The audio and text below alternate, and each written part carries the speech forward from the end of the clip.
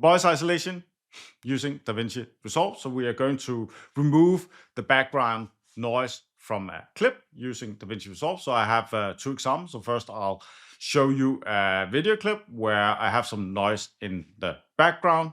Voice isolation using AI DaVinci Resolve. So that is what we're going to talk about in this video.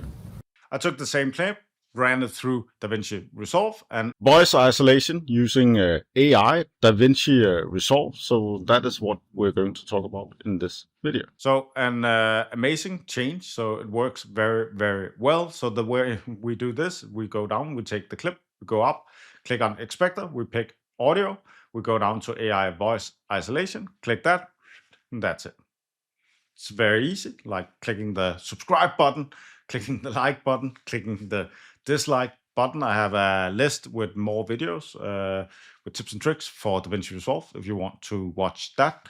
Else, that's all for me in this video. Thanks for watching. Have a wonderful day. I'm Palle, by the way.